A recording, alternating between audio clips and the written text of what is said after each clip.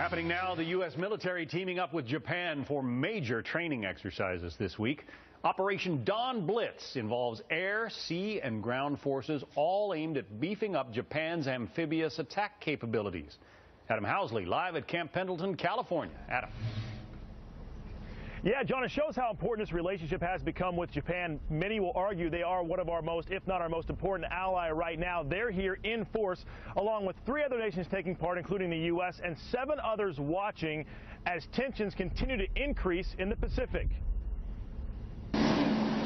Japanese forces stormed beaches north of San Diego at Marine Corps Base Camp Pendleton for a massive 3-week joint military exercise called Dawn Blitz. We get to know each other. We get to understand how each other operates. We learn from each other.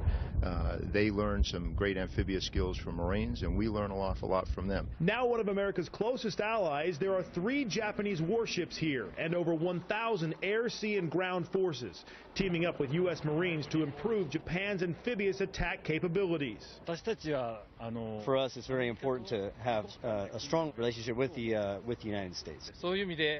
There is a natural role for the ground self-defense force and the maritime self-defense force and the team in an amphibious capacity. Forces from New Zealand and Canada are also here for hyper-realistic training, which includes amphibious beach assaults, air and sea ops, and live fire training. Within the South Pacific, we want to obviously have an independent capability, and that's what we're working up to, and using this experience on this exercise as part of that. The U.S. military says they're shifting focus back to amphibious training now, after spending the past decade focused on land warfare in Iraq and Afghanistan. We've been ashore for a long time, doing what the nation needs us to do, but in reality, this is an opportunity for us to get back to our roots.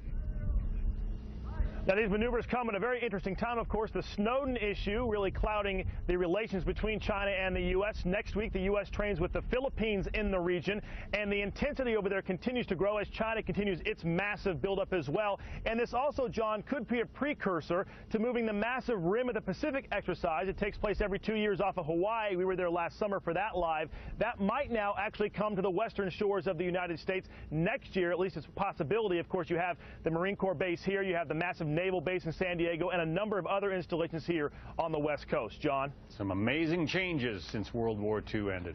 Adam Housley, thanks. Absolutely. Well, court action in the Colorado movie massacre case today with the